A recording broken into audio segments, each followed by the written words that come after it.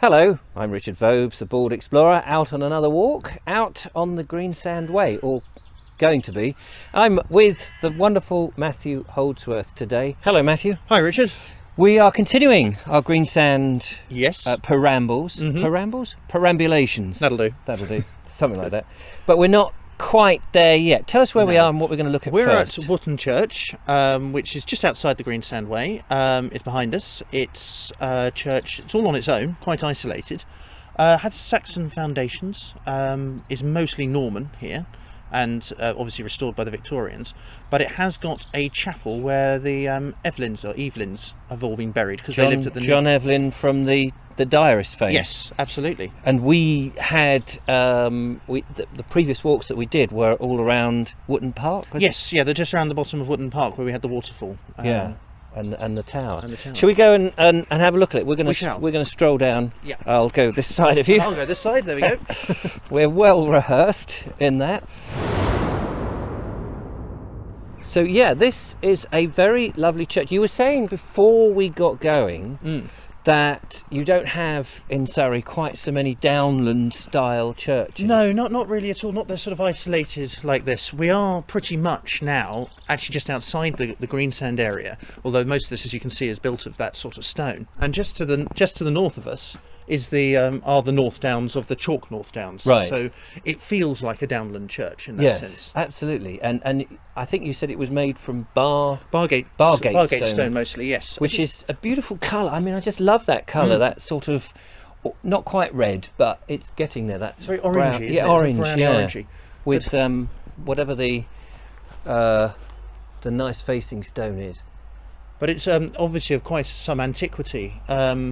The nave is very tall. We can't get in, unfortunately. We can't get in, that's no. The bugger of it, because they've locked it because of theft. I think so, yes. Yeah. Again, probably because of its isolated position, unfortunately. We are in Surrey, not in Sussex, because a lot of the Sussex churches are left open. Yes, which is it's interesting. I mean, there are a few that are open. Sometimes it's just a bit of luck. Yes, I think. Sadly. Oh wow! Suddenly you go from the Bargate stone rubble to this very posh-looking white rendered stuff, and then a modern brick. Is that well, the brick isn't that modern. That's 17th century. That's the Evelyn Chapel. It's very clean then. Yes. It's very clean and very nice. But it's there. That's the Evelyn or Evelyn Chapel, and I think in there's a large number of memorials to the family, who I believe still own the estate, although the house is now a hotel. Yes, and I just, before we go and have a look at that, I must just show you the view, because if you just take a step here to the edge of the churchyard, you get this amazing dike, a bit like Devil's Dyke in a way, that ranges down. There's a pond beyond, helicopter going overhead, which is, it just shows you how rural this is, isn't it? And we're not that far from Dorking. We're, what, 10-minute drive tops, Yeah. I think, yes. But it does feel, apart from the helicopter, it does feel very rural, actually, here. And we're just off the main A25 as well. It's very nice. And looking at the top there, just being obscured by this yew tree, and I'll have a look at the yew tree in a second, because I know the lovely Julia will be very keen on that.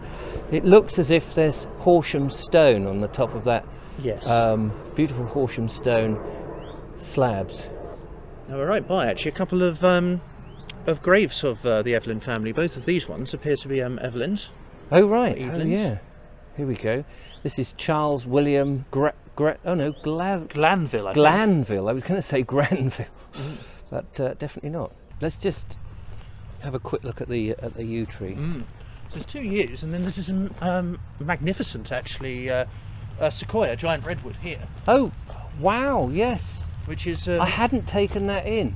That is nice. That's not a yew tree. No, I saw the width of the trunk there, and I thought, oh, that's part of the yew. And now I'm suddenly looking up, and actually, I can see it's a sequoia, is it? Yes, I think so. Yes. So there's we used to have a few of these growing outside my parents' house, and that's probably only about 150 years old tops. They've only imported over here. They grow so quickly. They grow very, very quickly. I mean, they are the enormous giant redwoods in California, where they grow massive size, and this is still growing. You can see what it's done to these graves, actually. It's sort of pushing them out with the roots. So these are that one's 1866, I think.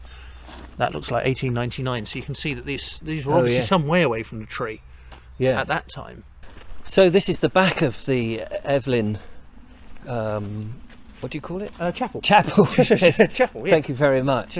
Yeah, it's a lovely church, lovely view behind us as well, and amazing trees.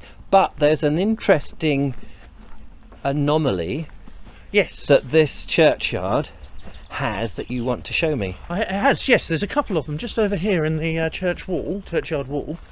There's a couple of... Wonder what it's going to be. Where have they gone? Yes, just over here in the corner, and it's a gap that allows livestock, sheep, not cows, I should think, but sheep to come in and graze from the other fields around.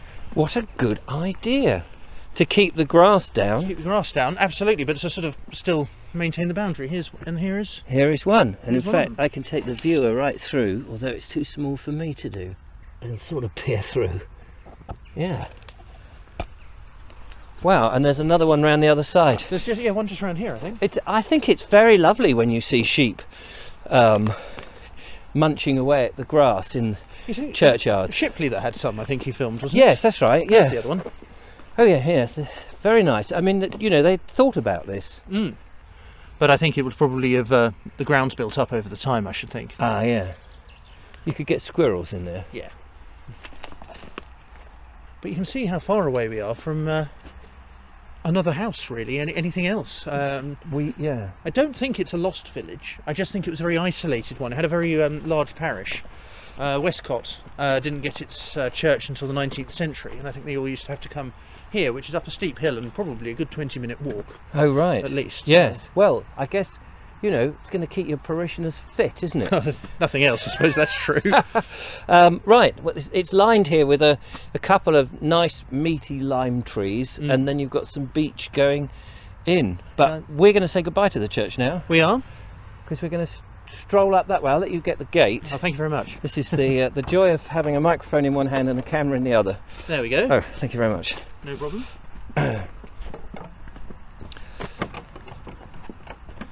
Fight with it for a moment. Yes, you fight away. And the Bald Explorer's car is there. So what's the intended route then, Matthew? Well, our plan is we walk down here and we go across the road. There's a pub called the Wotton Church, which we're going to walk past, and then we're going to rejoin the Greensand Way, which is what we've been aiming to do, and take a route then towards Westcott and towards Dorking. Fabulous. So we've come up from what was the name of the pub? Wotton Church. The Wotton Church. That's right. We've come up this rather delightful little footpath, and here, Matthew, we found the Greensand Way signs. Yes. Oh, there we go. That's just what we want. Yes. Just what we're looking for. So we're going now. There's a road here, but we don't want the road, do we? We want to go down this path this way, I think. I'll follow you. Yep. This is very picturesque. This is just trying to identify these trees. Are these little beech trees? That's a beech, I think. These are probably sort of coppers, aren't they, in a sort of way, almost? It is rather beautiful. And then we've got some horses down here by, I don't know what those buildings are. It's some sort of farm type thing. Oh yeah, definitely beach. This is the other thing, as we film this in March, it's always good to give people an idea of when we're filming. Yes. Because not everybody's watching immediately, of course.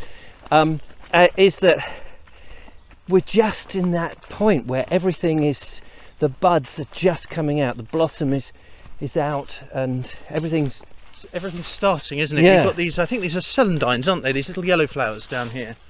Oh yes. And they're all coming out, and yes, I think that then there's hawthorn in there as well. That's a good old-fashioned hedge, that isn't it? You've got hazel, you've got hawthorn. Clematis, bizarrely. Oh, is it clematis? Yeah, that's a clematis, I think, that's right. growing up round here. So that's obviously got in somehow. But this is the Greensand Way. Yes.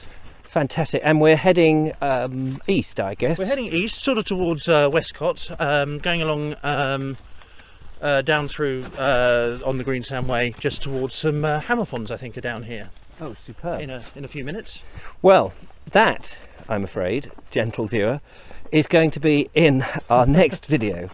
It's so difficult sometimes when you're making these videos to time everything absolutely, to keep everything all in. They don't have the landmarks every 10 minutes, sadly.